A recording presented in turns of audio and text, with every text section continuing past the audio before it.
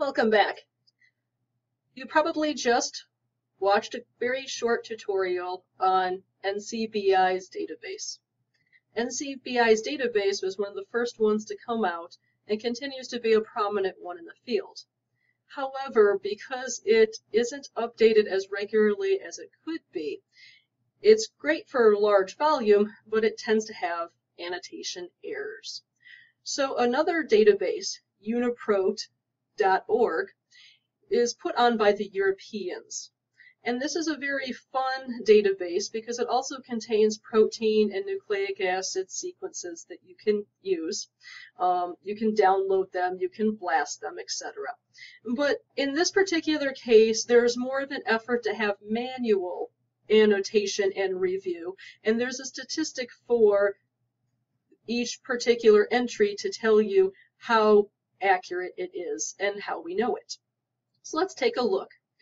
Again, we have the infamous drop-down bar at the top.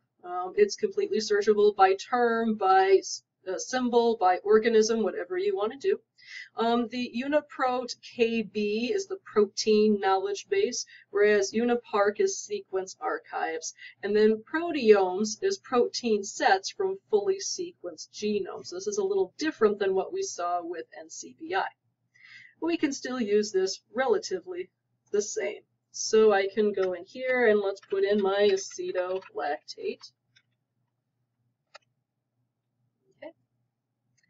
And just like we saw before, we're getting a bunch of entries. Here's my gene name, different organisms, length, etc. Okay, and if I want to sort them alphabetically in any way, I can do that. I can also limit them here by saying Staphylococcus. Okay, so these are all the ones within Staphylococcus species. Notice not necessarily aureus. I can always limit that if I wanted to. Now I've got only aureus. There we go. Okay, so notice that I have around 233. We showed in the last video that Staphylococcus aureus has a bunch of different strain variations out there. I can go ahead and click any entries that I might be interested in. I can align them using BLAST if I wanted to. I could download them. And I can also add them to basket for later use. So we'll talk about the basket in just a second. If I want to click on any one in particular, notice how it gives me the protein gene symbol, the name, etc., but it gives me status. Status is good because it tells you the accuracy of the information. So in this particular case, I have a 4 out of 5, meaning it is fairly good. It's been reviewed by a human, and the protein was inferred from homology, meaning that we've taken the sequence and done alignments for the prediction of this gene annotation. Humans have reviewed that prediction the computer made and deemed it was a decent one.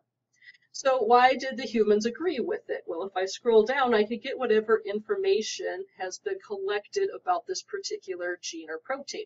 So its function, its activity, any cofactors, pathway it may be involved in. I could take a look at active and binding sites, for example. Where are they located within the protein? What do they bind to? I can take a look at any gene ontology functions, whether they're molecular or biological. I can look at keywords or enzyme pathways associated with this particular molecule. So you get the idea, taxonomy, structure. Sometimes you'll even find, oh yeah, I think I can. Let's go find out.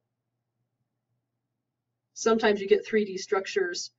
Either computationally made or actual laboratory 3D structures. No experimental structure found for this one, but you get my idea. Okay, there we go. So you have a bunch of information, including the sequence, our good old FASTA format that we saw earlier, all right available at your fingertips using UniProt. So it's very handy to use and gives you a lot of information quickly, along with how accurate that information may be. So let's take a look for a second about that basket. The basket is very handy if I've got multiple molecules that I want to compare over different species, different organisms. So let's go back to my acetolactate, and we'll do Staphylococcus aureus again. I'm on a staph kick. Okay. So let's say I've got this particular strain for some reason I care about. Okay, I'm going to add that to the basket. And I want to compare that one, say, to, I don't care, E. coli.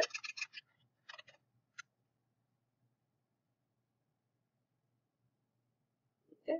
So, let's say this is the one that I care about from E. coli. I can add to the basket. And notice whenever I click add to basket, the number goes up.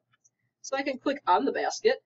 It'll go ahead and show me whatever is in my basket. If you want to remove them, that's fine. I can click them individually, or I can click this up here to tag them all at once. I can download them as a group. I can align them as a group if I want to. I can also run blast on individual ones if I want to. So you get the idea. We have the ability then to collect sequences and to compare them for whatever purposes you may need. Okay. So I've been playing around with the protein knowledge database. We'll take a look at the sequence one real quick. Okay, acetolactate again. We'll keep it with E. coli. I don't feel like typing anymore.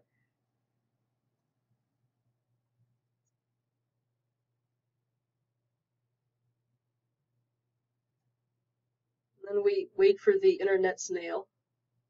Come on, internet snail.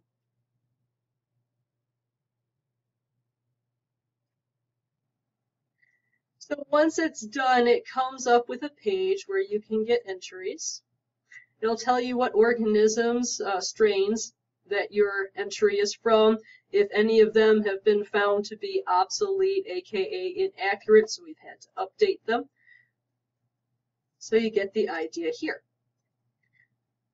So I can go ahead, click on my entry, and it'll give me a lot more information about all the different database it might have found it from, identifiers, etc. It looks like this guy down here is the only one that's not obsolete so far on this table. There's its sequence, its gene symbol, name, etc. Okay. I can also go ahead and click on the UniProt KB, which then gets me back to the protein side of everything, so I can take a look at this. And notice that for this particular protein I just randomly selected, I'm getting a very poor annotation score. They predicted this using sequence homology, but it has not been reviewed by a human.